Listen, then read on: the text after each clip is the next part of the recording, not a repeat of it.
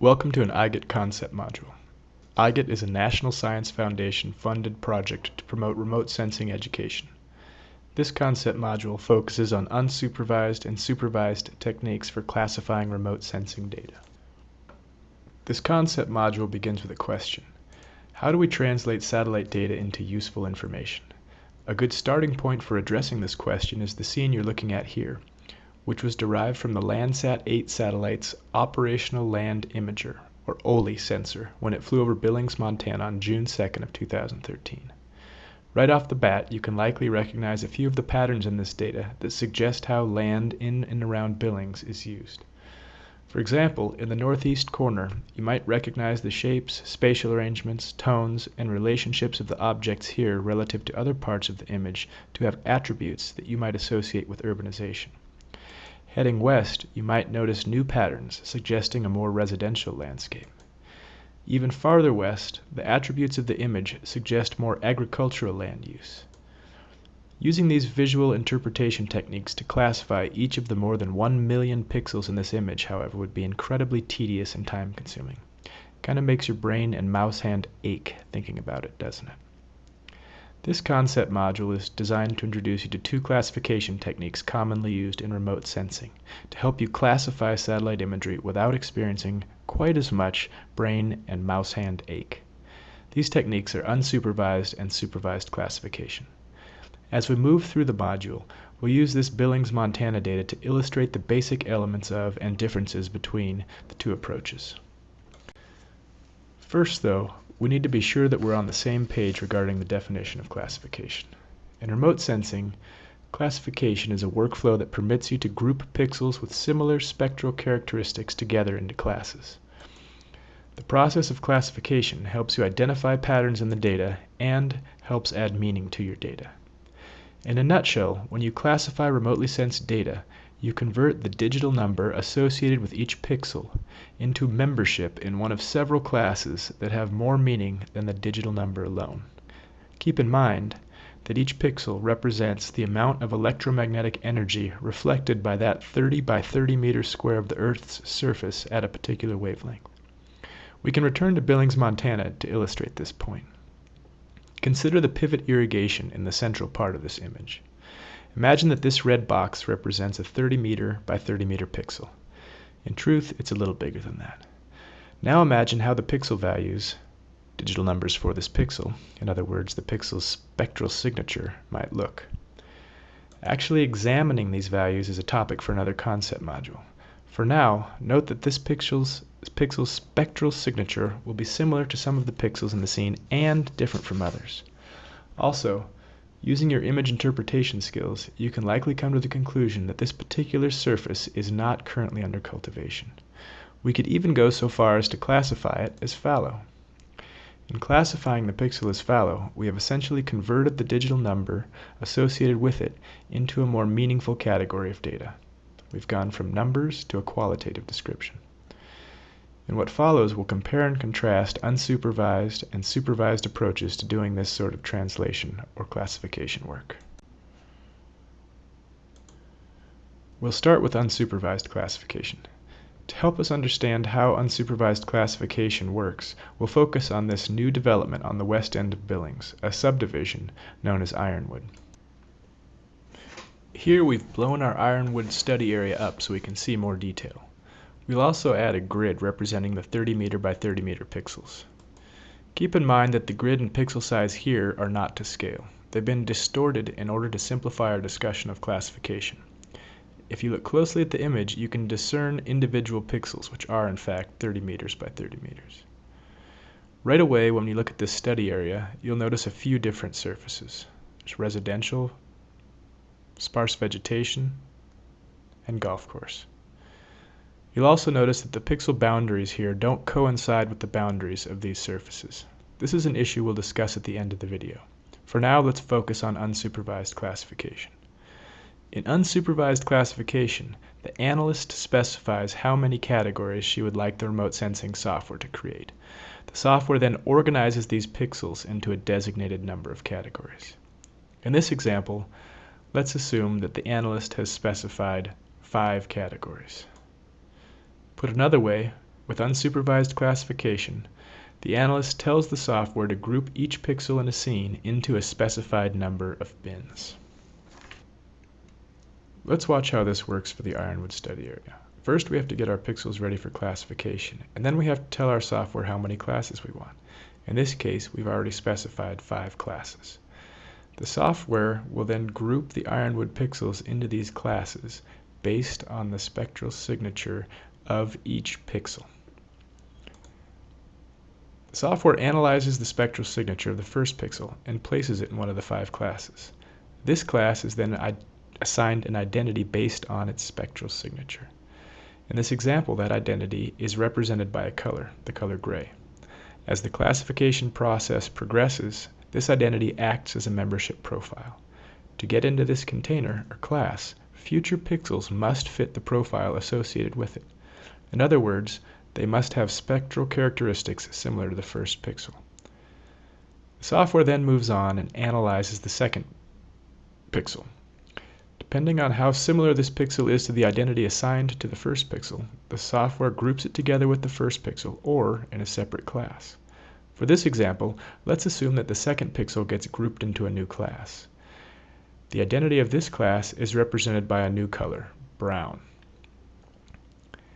After analyzing this third pixel, the software determines that the spectral signatures of the pixel are very similar to pixel 1, and so it goes into the gray container as well. Same with the fourth pixel. The fifth pixel, however, has a distinct signature characterized by the healthy vegetation of the golf course. As such, it goes into a new bin. Same with the sixth pixel. The seventh pixel features surfaces that we haven't seen yet. The new signature is represented here by green and brown.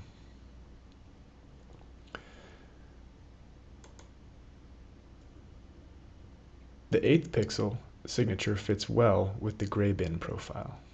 The final pixel doesn't really fit with the others that well, so it gets its own category, though in reality it may be better fit with the gray category.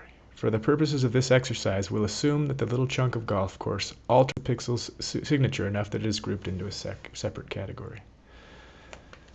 The results of unsupervised classification, then, is that the pixels in Ironwood are grouped into the 5 classes we specified. In this slide, we can see how this might look. Note that no meaning other than the class identity, represented here by colors, has been assigned to these classes. The next step in an unsupervised classification would be for the user to assign meaning to these classes. Here is an example of the meaning that could be some of the meanings that could be assigned to each class.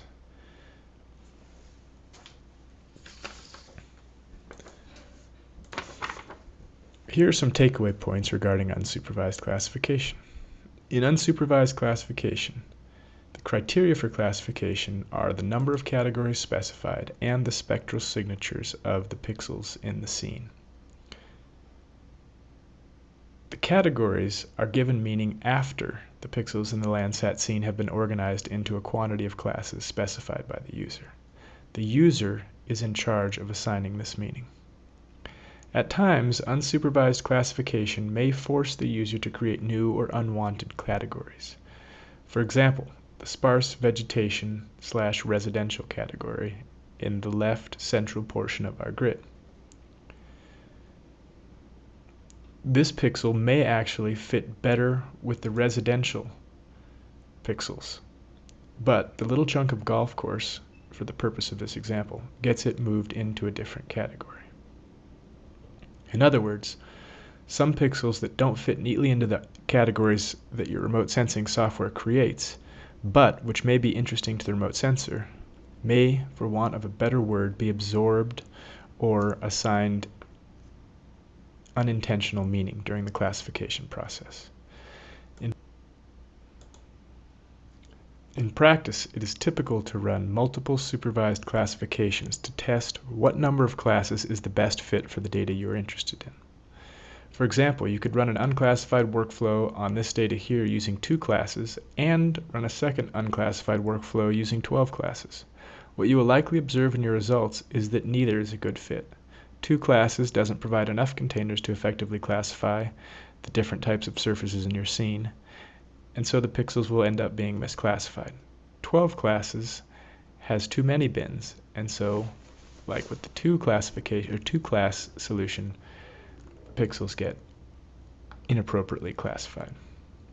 After examining your results and experimenting with different numbers of classes, you can begin to narrow down and arrive at an appropriate or best fit number of classes.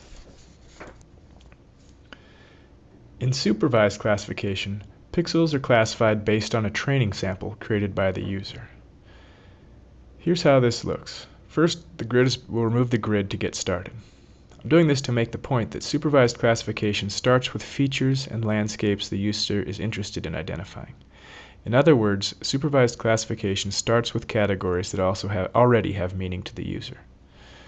We'll start with the creation of a training sample. A training sample is a series of polygons that is used by remote sensing software to classify the pixels in a particular scene into categories identified by the user.